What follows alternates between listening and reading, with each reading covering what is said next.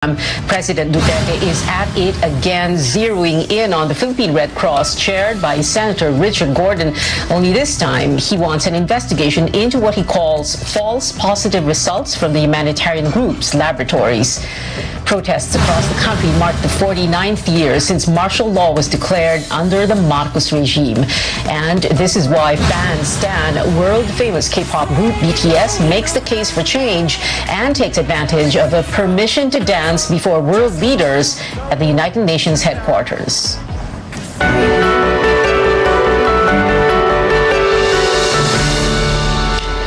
President Duterte claims testing laboratories at the Philippine Red Cross have released false positive COVID-19 results, although he cannot present sufficient evidence. Malacanang clarifies this does not mean the president is doubting COVID-19 tallies. Our Trisha Tarada has more.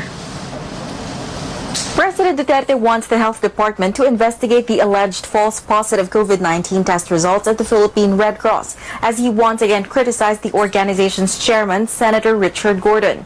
Duterte cited 44 cases of false positives among hospital personnel. He said the results turned out negative after confirmatory tests with another lab.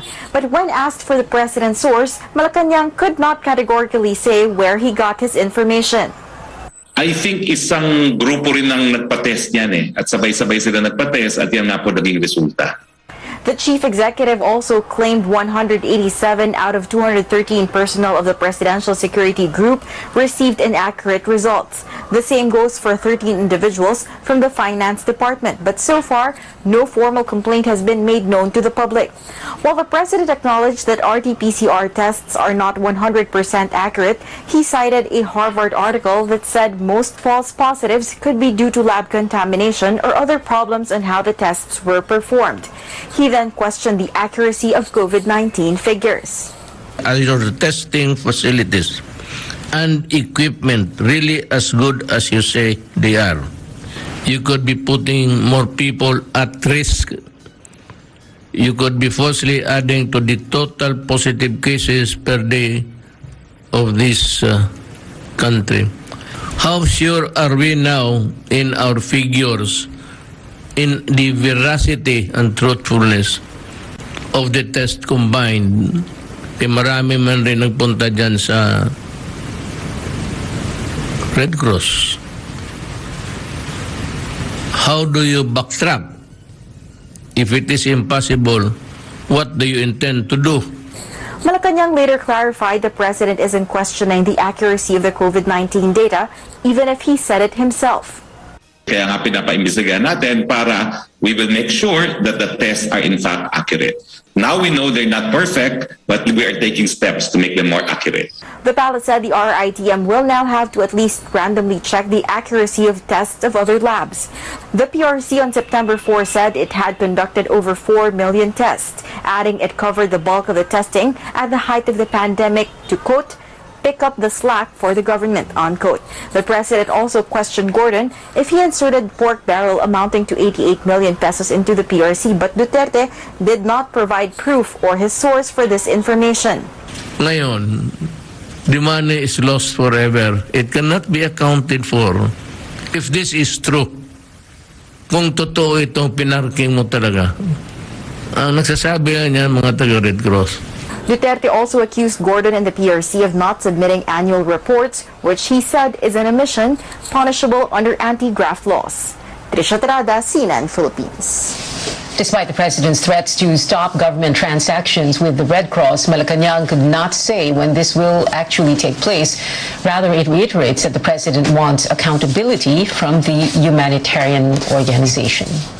Now, amid Mr. Duterte's unrelenting attacks, the Senate Blue Ribbon Committee holds another hearing on the handling of COVID-19 funds. Lawmakers point out more anomalies, including the expiration of testing kits and the questionable business of top supplier Pharmally. Amor Santos joins us for the details. Go ahead, Amor. Via strong words from Senate Blue Ribbon Committee Chairman Richard Gordon for President Rodrigo Duterte. At the 8th hearing on the alleged misuse of pandemic response funds, Gordon called out President Duterte's relentless attacks on him and his humanitarian organization, the Philippine Red Cross. Bully. And I'm sorry, Mr. President. The Filipino people can fight back against bullies. Filipino can have a revolution against bullies. Hindi ako natatakot sa inyo. Hindi po ako duwag. Do your worst, Mr. President, as you did with ABS-CBN. Do your worst as you did with the senator who was elected by the people. Gordon says Red Cross is ready to face the investigation ordered by the chief executive over alleged false positive COVID-19 tests. But even Health Secretary Francisco Duque agreed the Red Cross has been boosting the country's testing capacity. Tuesday's hearing revealed more anomalies that resulted in losses for the government. The DOH admitted 7,925 testing kits worth more than 500 million pesos expired last year. These could have been used for over 371,000 COVID-19 tests. In a letter signed by Health Assistant Secretary Nestor Santiago in December 2020, the DOH requested the procurement service to reschedule the delivery of top supplier Pharmaly Pharmaceutical following the expiry of testing kits delivered earlier. According to health officials, this happened because the only available test kits at that time were due to expire in 6 months, and the country had fewer testing laboratories then. But Senator Kiko Pangilinan says the government should have negotiated for up to 25% discount based on industry practice. The hearing also showed the 500,000 face masks that Pharmaly sold to the government at nearly 27 pesos a piece were bought by Pharmaly from Tiger Phil Marketing Corporation at 24 pesos each. Tiger Phil also sourced it from another supplier, Green Trend Trading, at 18 pesos each, resulting in profits for the companies at the expense of the government.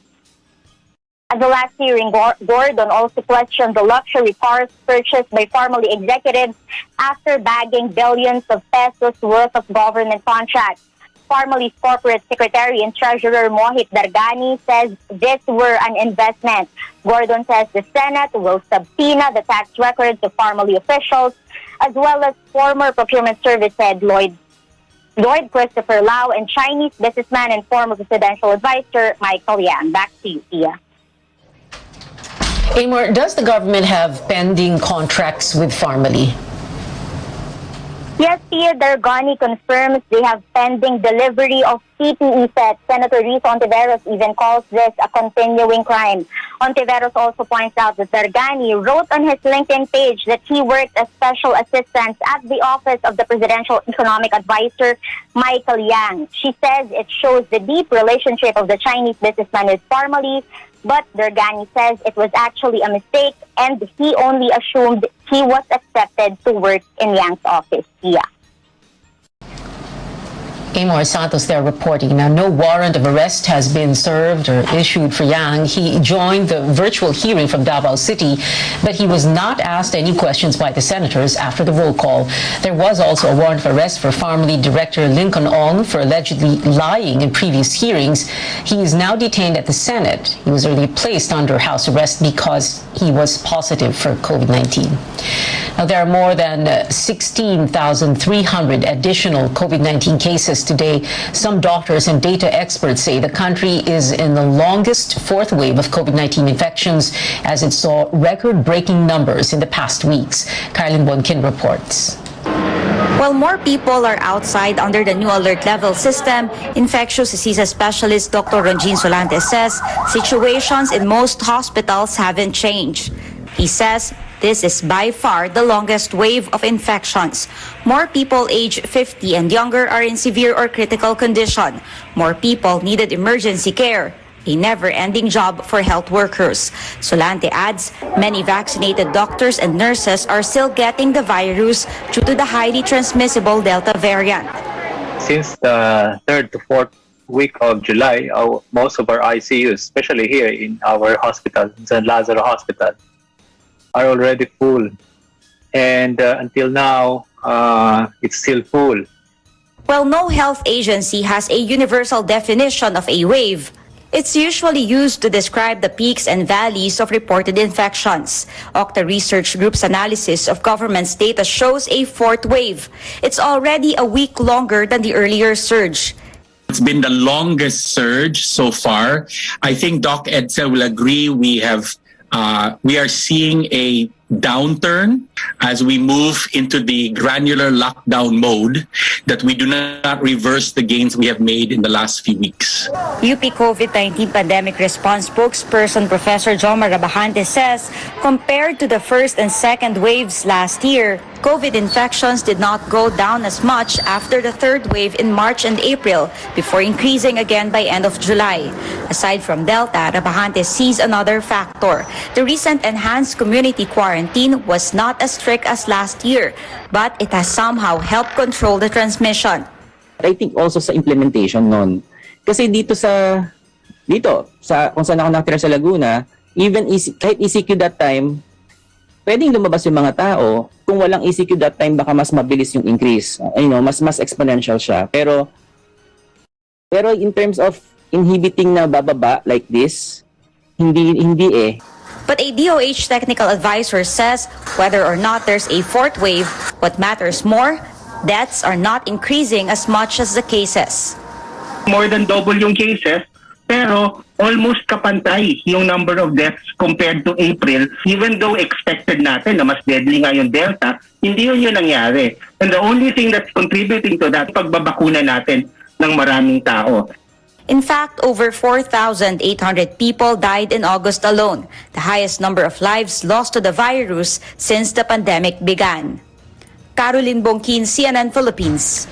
A teachers group raises concerns over the pilot run of face-to-face classes. The Education Department has yet to issue a list of participating schools, but the gig says it is one of the areas approved by the agency. Now, are stakeholders ready? AC Nichols reports. After a year and a half of distance learning, a number of students may soon go back to their physical classrooms. President Duterte has approved a pilot run for in-person classes in low-risk areas for COVID-19. Junessa Ruedas welcomes the move. Despite risks, she believes her third-grade son can get better education in the classroom than through a screen at home. He goes to a public school in Taguig City, one of the areas supposedly approved for in-person classes. Hindi lang yung basta nasa monitor lagi, nasa computer, kasi yung bata, hindi siya ganun ka-focus. The Education Department said the pilot run will cover kindergarten to grade 3 and senior high school students. Classes will also be limited to 3 to 4 hours.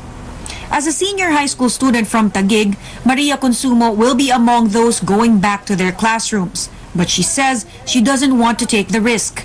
She adds physical distancing cannot be guaranteed, even with a smaller class size. Di ba po bawal po mag-dine-in kapag hindi vaccinated? Pero bakit po sila pumapayag na mag-face-to-face yung mga bata nang hindi mga vaccinated? Teachers have concerns as well. For one, only 40% of almost 1 million teaching and non-teaching personnel have been vaccinated. Napakahirap talaga yan. Just imagine, di ba? Every 2 weeks, nagpapalit tayo ng quarantine category. Diba? Every 2 weeks. Paano yan? Kung ngayon ay okay, tapos next week ay in 2 weeks ay hindi na naman. So bawal na naman lumabas yung mga bata. Advocacy groups including the United Nations Children's Fund or UNICEF have been pushing for the reopening of schools in the country, citing learning loss in a prolonged remote learning setup. Some health experts, however, question the preparedness for on-site learning in light of rising COVID-19 cases with a dominant Delta variant. Sa teachers pa lang tsaka sa mga employees, even if vaccinated sila at marami ding unvaccinated, pwede ka rin nagkaroon ng breakthrough infections. Ang ibig sabihin ng breakthrough infection, after vaccination, nagkakaroon ka pa rin ng tinatawag na COVID, lalo na Delta variant. That's why in other countries, kahit bakunado na yung ibang countries, nagkaka-Delta variant pa. How much more kung mababa ang ating vaccination rate in our country?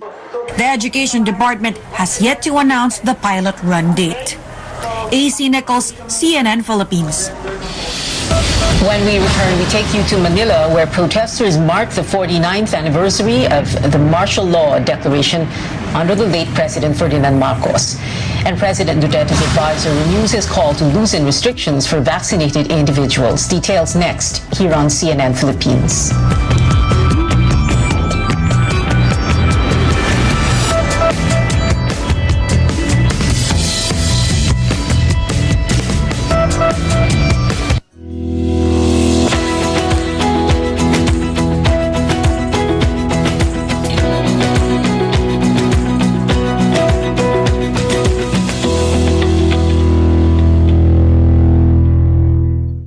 Muna na po ako.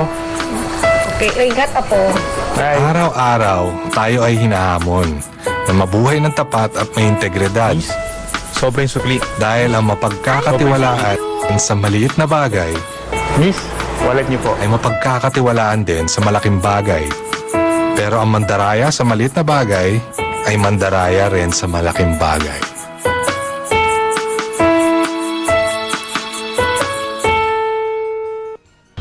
Nagsimula sa isang pangarap. Ako na po, ma'am. Ika'y tutulungang ibahin ang buhay na nakasanayan. Naka 24 months ka na sa pag-ibig. Panghulog na ako sa motor.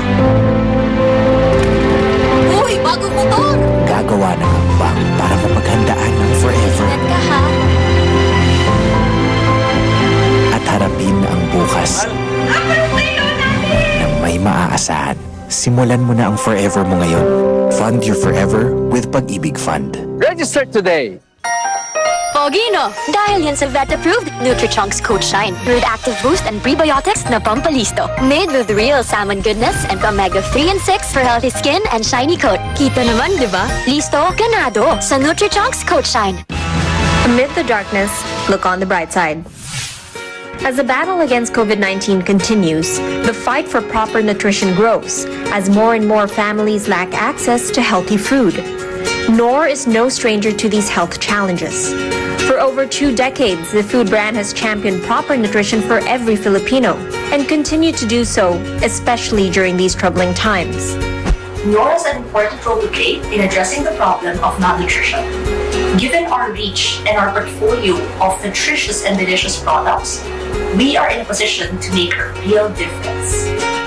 Apart from educating moms and partnering with different organizations, Knorr has also remained true to its passion for good food by continually improving on their products to provide essential nutrients that will benefit the families that use them. From its Knorr Sinigang sa Sampalok Mix Original that now contains vitamin C, to the popular Knorr Broth Cubes that are now also a source of iron. Knorr's continuing innovation for positive nutrition is part of the Unilever Sustainable Living Plan. The company's mission is to provide a positive social impact in the markets where it operates. For more information, consumers can visit Knorr's website or follow Knorr Philippines on Facebook and YouTube. I'm Sam Tidwani, CNN Philippines.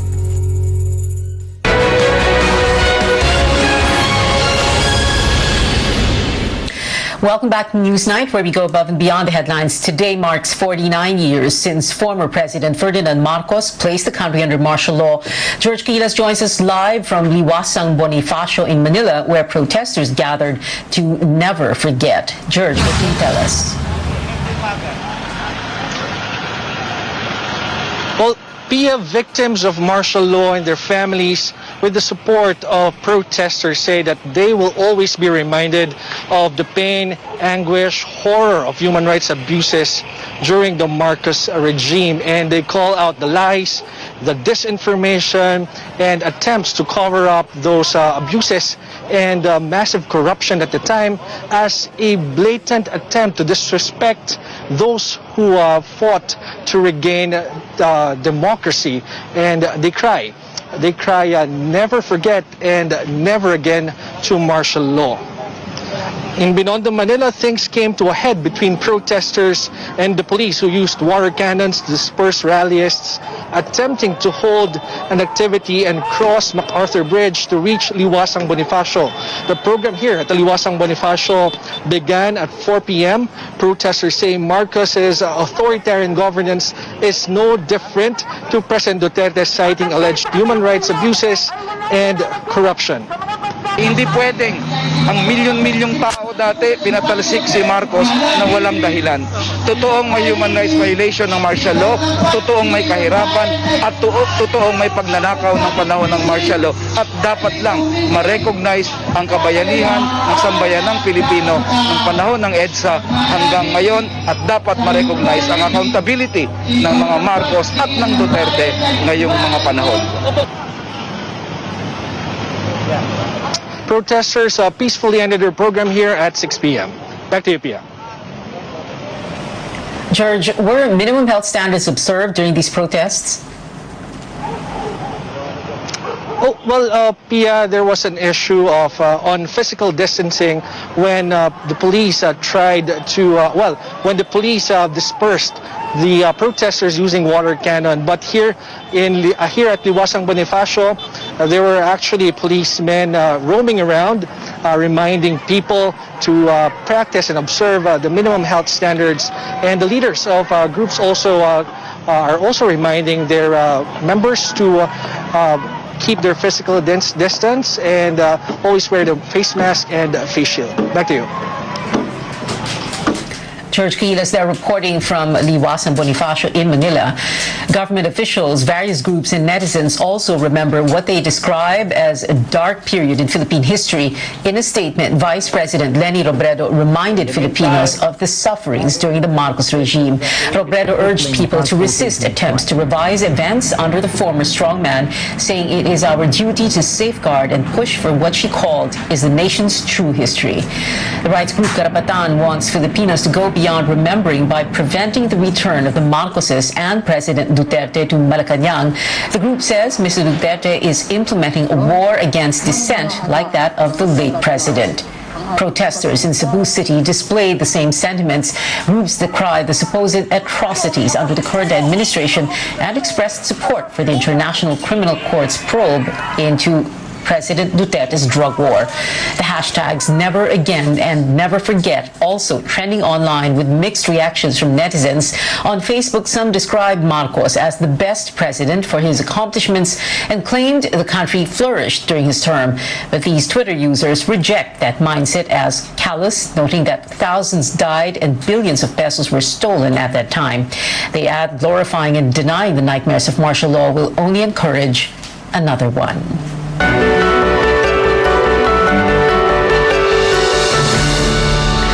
As more Filipinos get their COVID-19 shots, the business sector is proposing to further ease restrictions while the flag carrier wants to cut down quarantine stay for vaccinated travelers. Our Tristan Nadalo has the details.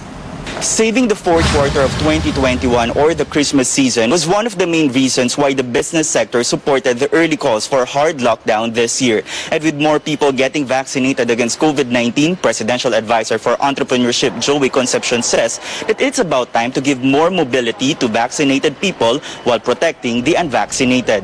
We have to protect the unvaccinated. It is not discriminating them. We will have to eventually open entertainment.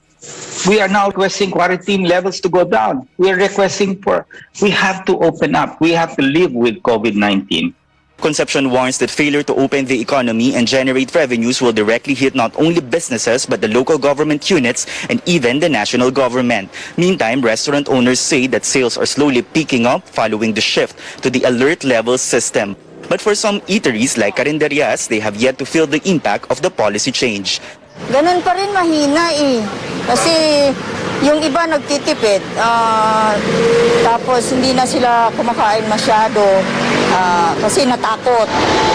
And ahead of the influx of travelers this Christmas season, flag carrier Philippine Airlines is pushing to ease travel restrictions for fully vaccinated passengers. The Philippine Airlines says its data show that arriving passengers do not contribute to the infection rate in the country. The airline proposes cutting down the current 10 to 14-day mandatory quarantine to 5 days. International air travel and just air travel in general is not a significant contributor to the Philippines infection rate. Instead of being tested on the 5th or 7th day, they actually will be tested on the 3rd day. And if they are negative, they can exit the quarantine facility on the 5th day and just continue their quarantine at home.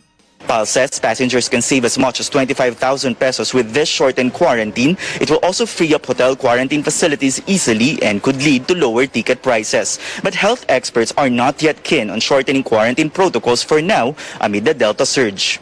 The government currently implements the green, yellow, and red categories for countries to determine the length of quarantine of an incoming traveler. So far, the shortest period is 7 days. Tristan Udalo, CNN Philippines. Still ahead on Newsnight, K-pop group BTS showcases their dance skills while calling for change at the United Nations headquarters. A look when we return.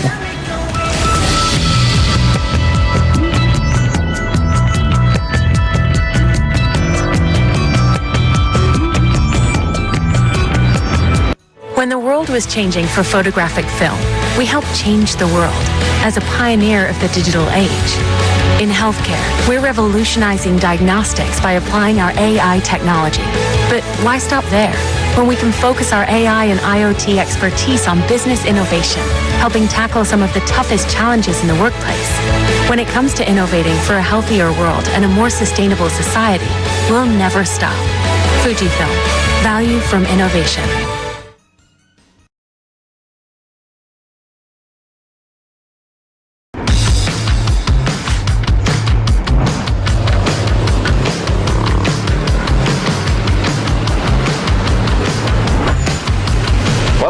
Drive ahead, but before I hit the road, I gotta get this car loaded. Good morning, Kuya. Full tank Diesel Max, please. Whew. When it comes to fuel efficiency and getting the most out of a full tank, you can trust a diesel engine.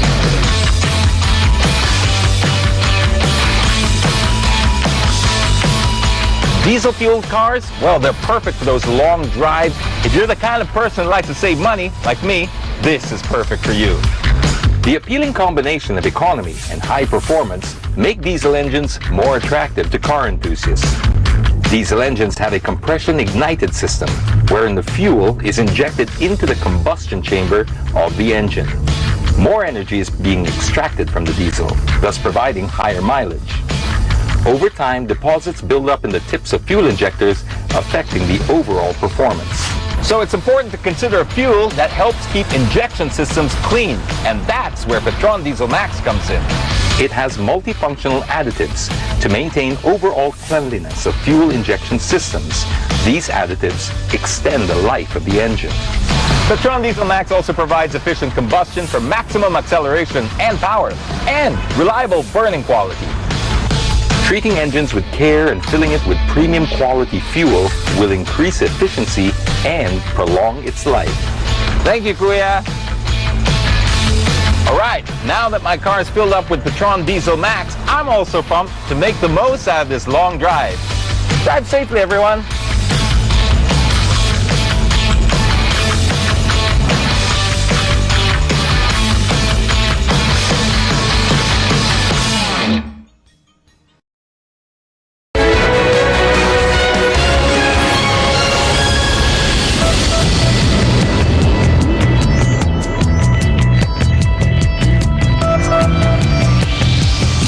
You're watching Newsnight. I'm Pia Ontiveros.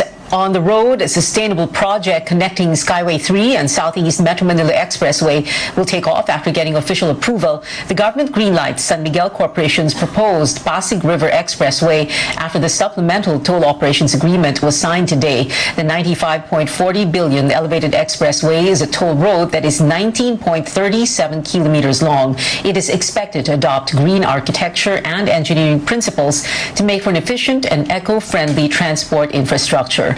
Barracks can cut travel time from Manila to Rizal Province from the usual 2 to 3 hours to just 15 minutes. Lahat po ng kalsada tinatayo natin, puro north to south. Ito lang po, for the first time, east and west.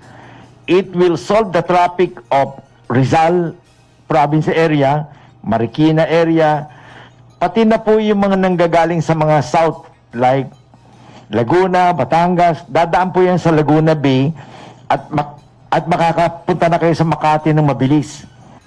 SMC says it may begin construction within the first 3 months of 2022. Now, in entertainment, yesterday's United Nations General Assembly was met with over 1 million viewers as a world-famous K-pop group gave a speech on spreading hope for the younger generation during the pandemic. Aired on the UN YouTube channel and other social media platforms, the event in New York gained quite the online following. This is because boy band BTS gave a speech at the event to encourage the youth to forge ahead amid challenges in the current COVID-19 situation. They also touched on the importance of vaccination, with the group announcing they got inoculated in order to appear on the UN stage. Part of their visit was a taped performance of their latest hit, Permission to Dance, where members sang at various points at the UN's headquarters.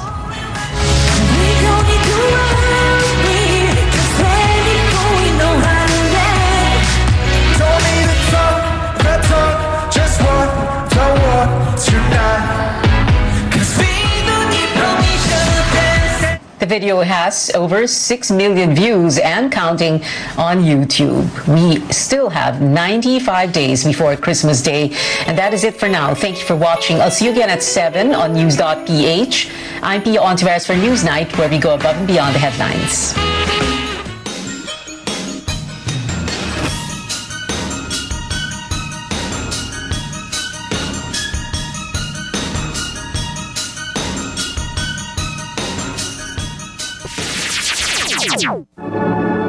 RPN Radio Philippines Network, Radyo Ronda, DXKT Davao, member, kapisanan ng mga broadcaster ng Pilipinas.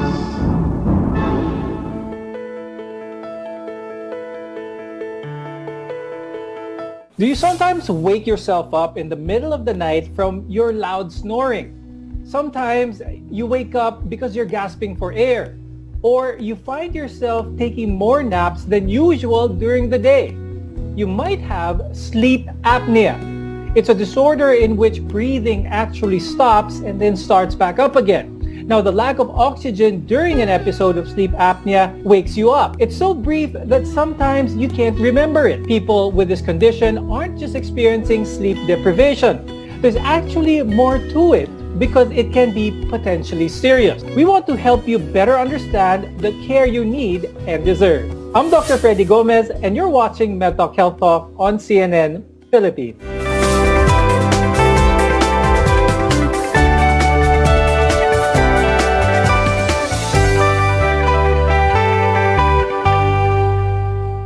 There are different types of sleep apnea. And knowing what these are and how they can be addressed can also avoid complications such as heart disease, stroke, depression, and chronic fatigue, among others.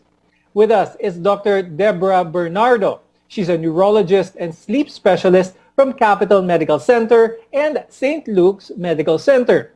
Also joining us is Ms. Crisel Pascual, who's a respiratory therapist and a professor at the College of Respiratory Therapy at New Era University. We'll talk about sleep apnea. So people with untreated sleep apnea stop breathing repeatedly for several episodes during their sleep. Sometimes even 100 times during the night, nagkakaroon sila ng episodes na tumitigil silang huminga. Now, I'll start first with Ms. Crisel.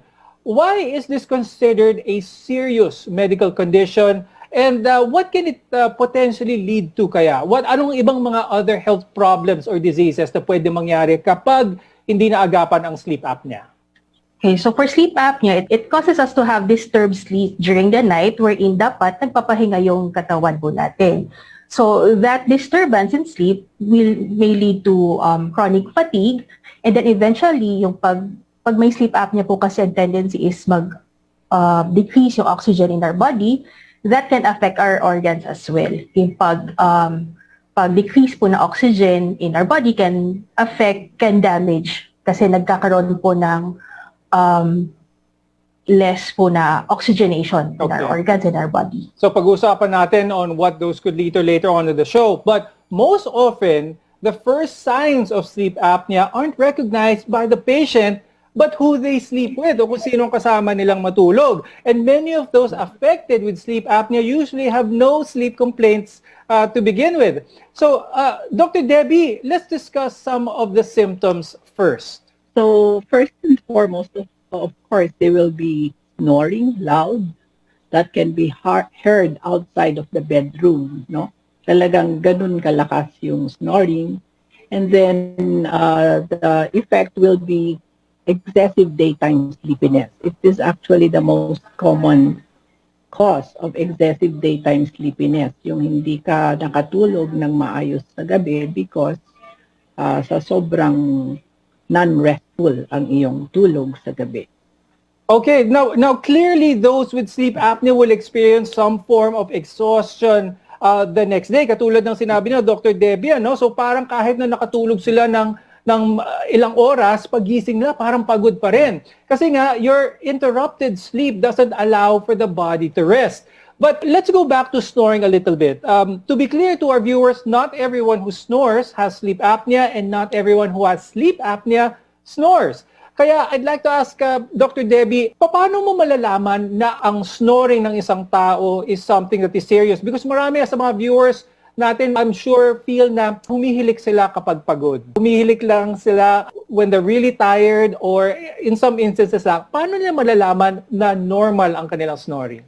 Well, yun, occasionally, triggered lang siya kung pagod ka, ganun. Pero we call it sleep apnea kung talagang every night halos malakas ka mag-snore and then your snoring is after you snore, you are awakened by gasping for breath, or even coughing, snorting, ganon. Kasi talagang hindi na makapasok ang hangin. So the brain wakes you up to resume normal breathing and normal breathing para makahinga ka ulit ng maayos. Let's talk about some of the two general types of sleep apnea. There are actually two types, yung obstructive at yung central. Dr. Debbie, let's first talk about kung ano ba yung obstructive sleep apnea. Obstructive, as the term implies, merong bara sa lalamunan or sa passageway ng hangin na hindi siya makapasok sa lungs. So it can start from the nose, the throat, and then dito pababa before it enters the lungs. So, ang most common cause dyan will be kung excess weight kasi syempre meron din weight fat dito sa leeg natin. Kaya nagbabara yung daanan ng hangin. But let's go on naman to yung less common form of this disorder, which is central sleep apnea naman. Ms. Crisel, explain natin sa mga viewers kung ano ba yung central sleep apnea at ano yung mga risk factors para dito? For central sleep apnea po, it means there is no obstruction but the body basically parang nakakalimutan po siyang huminga. So sleep apnea is a cessation of all breathing. So wala po tayong breathing from the upper airways, wala din pong breathing from the chest. Ang nangyayari po dyan, ang most common po na ano po dyan yung mga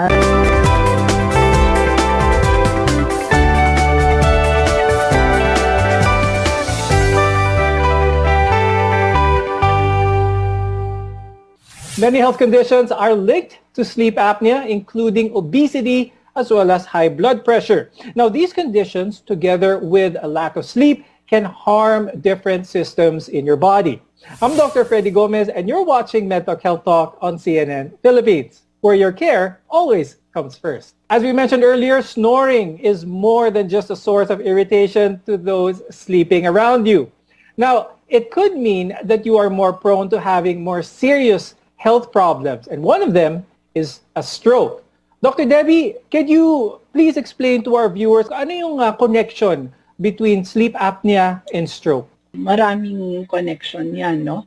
Besides the hypertension it causes because you are not resting during the night, may mga studies na the vibration of the neck muscles itself can cause some problems in the carotid arteries, the major arteries that supply the brain, no?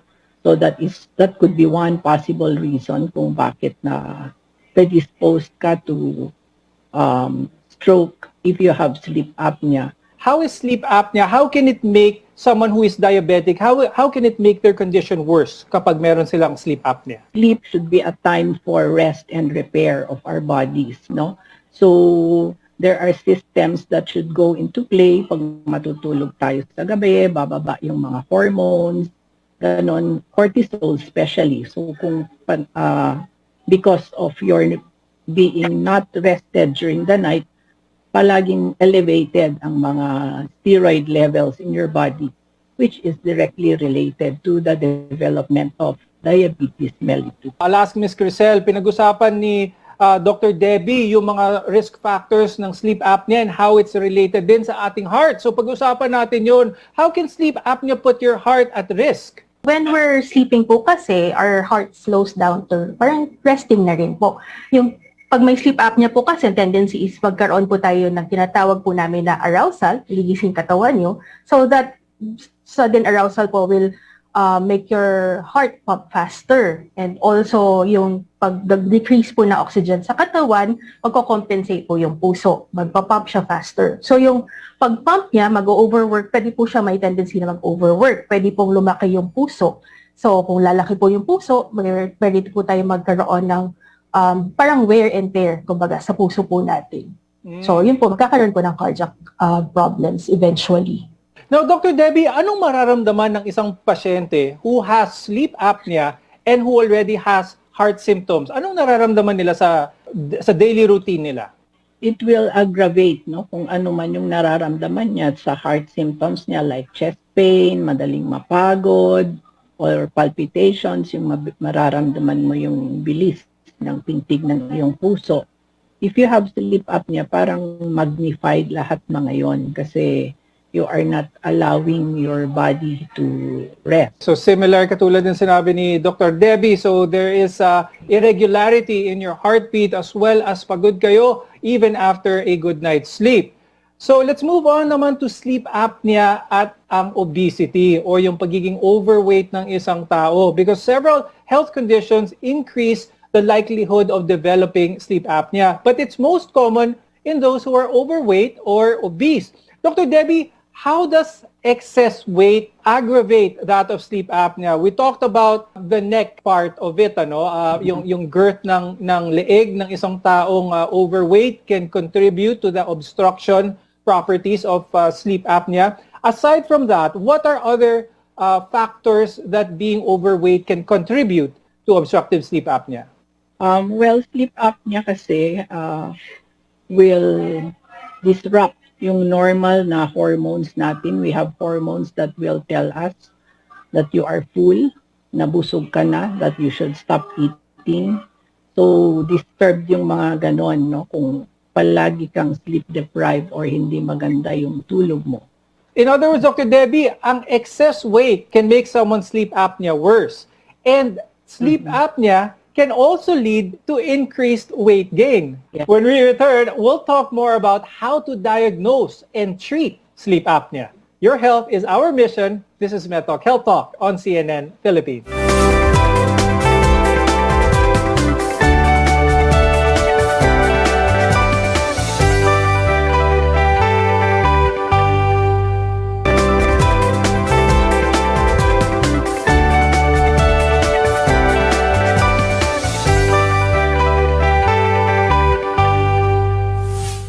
Treatment for this sleep disorder aims to normalize breathing as well as bringing oxygen back to good levels.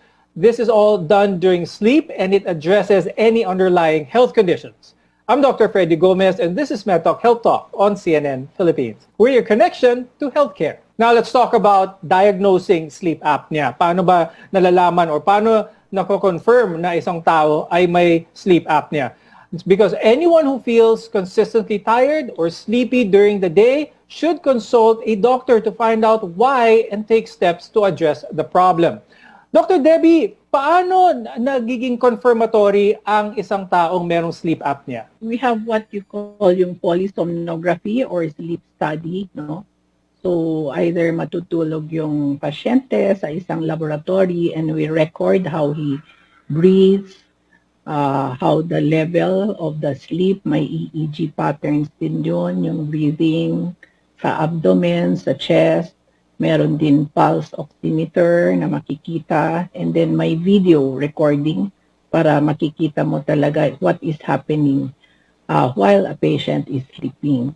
Now let's talk about treating naman, anong paggagamot sa sleep apnea. Because lifestyle changes are essential to normalize breathing and are your critical first steps to treating this sleep disorder.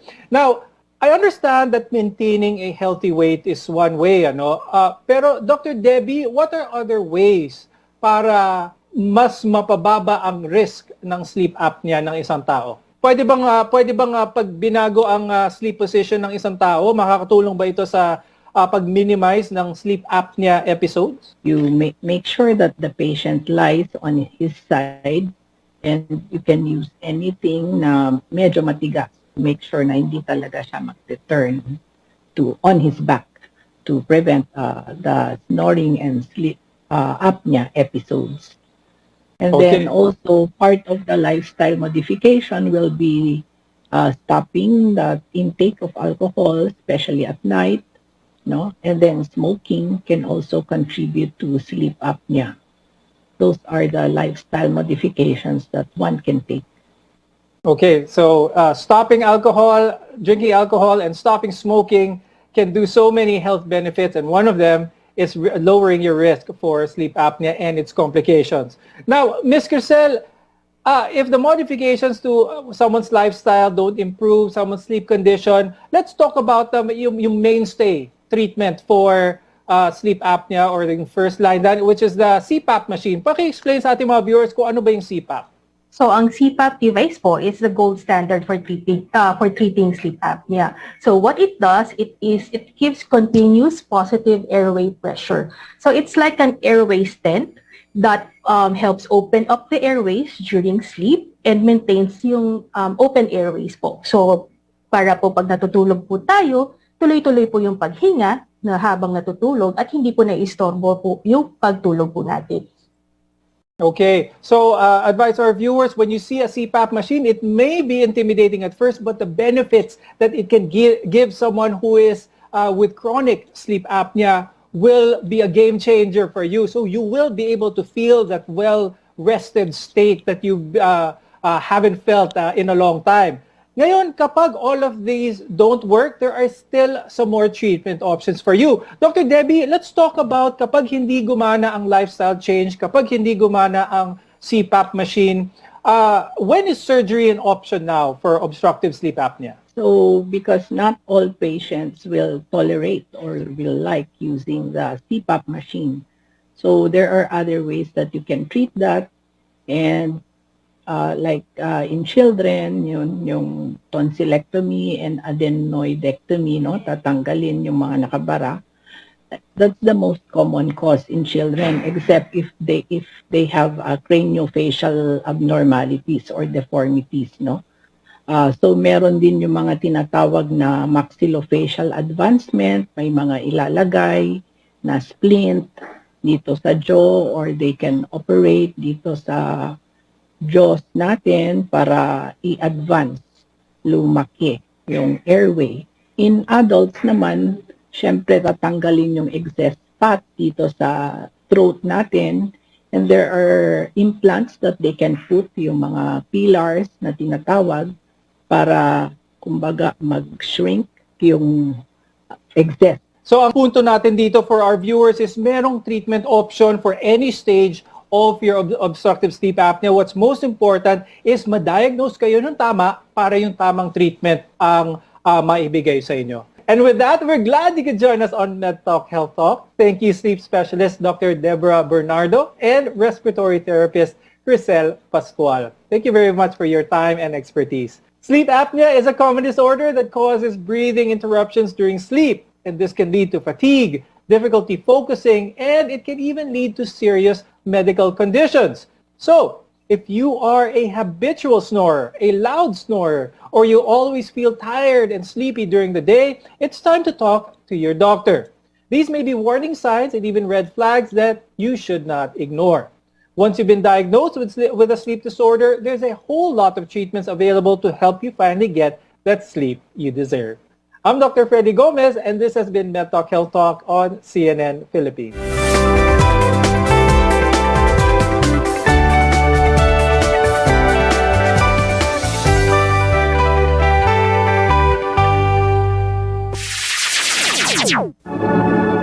RPN Radio Philippines Network, Radyo Ronda, DXKT Davao, member, kapisanan ng mga broadcaster ng Pilipinas.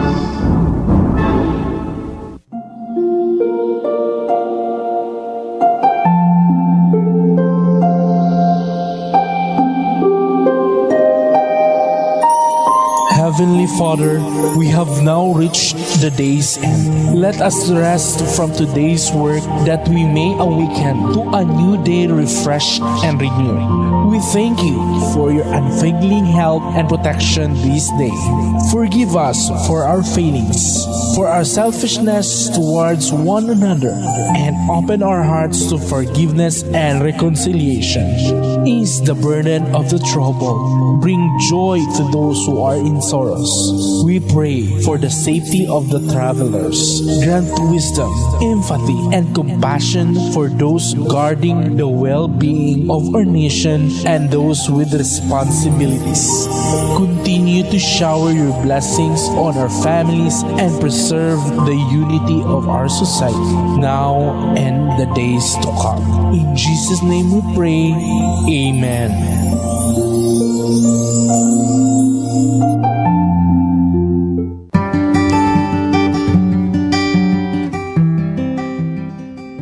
We now bring to an end another day of broadcasting activity. You have been listening to RPN DXKD 1071 kHz